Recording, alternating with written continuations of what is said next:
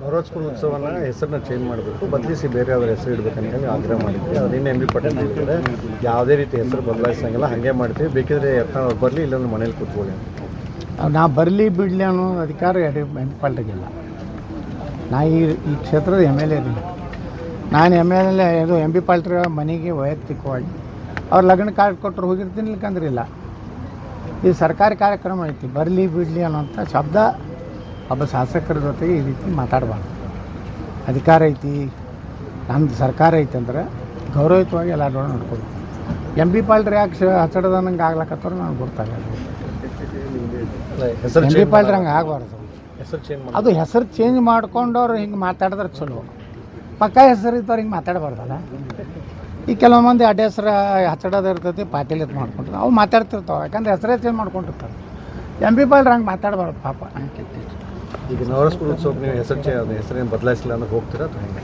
ನೋಡಿರಿ, ನವರಾಜಪುರದಾಗಿದೆ ಯಾವುದೋ ಸಾಬ್ರ ಹೆಸರಿಲ್ಲ, ಹೌದಲ್ಲ. ಮತ್ತು ಆದಿಲ್ ಶಾಹಿ ಇತಿಹಾಸ ಹೇಳ್ತೈತಿ. ನರಸಿಂಹ ಭಕ್ತ, ನರಸಿಂಹದೇವರ ಆಶೀರ್ವಾದ ಐತಂತೆ ಅವನ ಮಗಳಿಗೆ ಬಾಯಿ ಮೂಕಿದ್ದಕ್ಕೆ ಬಾಯಿ ಬಂದು ದೃಷ್ಟಿಭಾಗ್ಯ ಯಾರು ಲಕ್ಷ್ಮೀ ನರಸಿಂಹ ದೇವಸ್ಥಾನದ ಆಶೀರ್ವಾದ. ಮತ್ತು ನಾನು ನವರಸಪುರ ಅಂದ್ರೆ ಅದ್ರಾಗ ಯಾವುದೋ ರೀತಿ ಸಾಬರ್ದ ಇದು ಇಲ್ಲ. ನವರಸಪುರ ಅನ್ನೋಂಥದ್ದು ಒಂದು ಈ ನವರಸ ಅನ್ನುವಂಥದ್ದು ಇದೆ. ನಮ್ಮ ಕಲೆ ಸಂಗೀತ ಕಲೆಯಿಂದಲ್ಲ, ಅದ್ರಾಗ 9 ಕಲೆಗಳದ್ದು ಒಂದು ಹೆಸರಿದೆ. ನಾವೇನು ವಿರೋಧ ಮಾಡೋದಿಲ್ಲ. ಎಂ ಬಿ ಪಾಟೀಲ್ ಹಿಂಗೆ ಅಂದಿದ್ದು ಭಾಳ ದುಃಖ ಆಗೈತಿ, ಆದ್ರೆ ನಾ ಕಣ್ಣೀರು ಹಾಕೋದಿಲ್ಲ. ಅವರು ಹೆಸರು ಬದಲಾವಣೆ ಮಾಡ್ಬೇಕಂತ ಒತ್ತಾಯ ಮಾಡಿದ್ದಾರೆ ಅಂತ ಕೇಳಿದ್ದಕ್ಕೆ ಅವ್ರು ಹೇಳಿದ್ರು. ನಾವೆಲ್ಲಿ ಹೇಳಿವ್ರಿ ಅದನ್ನು. ನಾವು ನವರಸಪುರ ಒಟ್ಟು ಅಲ್ಲಿ ಕಲ್ಚರ್ ಚೇಂಜ್ ಆಗಲಿ ಅಂತ ಹೇಳಿ, ಅವು ಬರೀ ಶಾಯರಿ ಕರ್ಸೋದು, ಡ್ಯಾಮ್ಯಾಕ್ ಅದು ಬೇಡ. ಸಣ್ಣ ವಚನಗಳು ಬರಲಿ.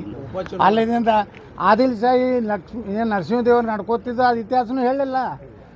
ಅಂದ್ರೆ ನಮ್ಮ ದೇವರೇ ಸ್ಟ್ರಾಂಗ್ ಅದಾನ ವರ್ಲ್ಡ್ನಾಗ.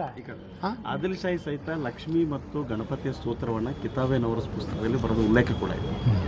ನೋಡಿ, ಒಳ್ಳೇದಲ್ರಿ ಇದು. ಈ ಬುದ್ಧಿ, ಇಡೀ ಸದ್ಬುದ್ಧಿ ಈ ಮತಾಂಧರಿಗೆ ಬರಲತ್ತದ. ಅಂದ್ರೆ ಲಕ್ಷ್ಮೀ ನರಸಿಂಹ ಆಗಲಿ, ಶಿವ ಪಾರ್ವತಿ ಆಗಲಿ, ನಮ್ಮ ಸರಸ್ವತಿ ಬ್ರಹ್ಮ ಆಗಲಿ, ಎಲ್ಲರೂ ಇಡೀ ಜಗತ್ತಿನಾಗ ಶ್ರೇಷ್ಠ ದೇವರು ಅನ್ನೋಂಥದ್ದು ಆದಿಲ್ ಶಾಹಿನ ಹೇಳ್ದಂಗೆ ಆಯ್ತಲ್ರಿ.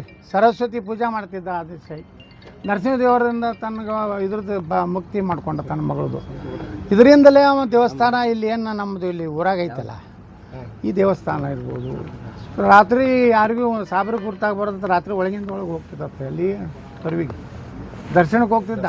ಒಳಗೊಂದು ಕರೇಜ್ ಅಂತ ಒಂದು ಐತೆ ನೋಡ್ರಿ, ಅಲ್ಲಿ ರಾಜಾನ ಆದಿಲ್ ಶಾಹಿ ಮನೆಯಿಂದ ಆ ಕರೆ ಅಂದ್ರೆ ತೊರ್ವಿ ನರಸಿಂಹದೇವ್ರಿಗೆ ಹೋಗ್ಲಿಕ್ಕೆ ಒಂದು ಅಂಡರ್ಗ್ರೌಂಡ್ ಐತಿ. ಅಂದ್ರೆ ಈ ಮತಾಂಧರಿಂದ ಇದು ಆಗಬಾರ್ದು ಅಂತೇಳಿ ಅಲ್ಲಿಗೆ ಹೋಗಿ ದೇವ್ರಿಗೆ ಬಿಡ್ಕೊಂಡ. ಅಂದರೆ ನವರಾಜಪುರ ಉತ್ಸವದಲ್ಲಿ ಇದು ಕೂಡ ಎಲ್ಲ ವ್ಯಕ್ತ ಇದು ಎಲ್ಲ ಆಗಬೇಕು.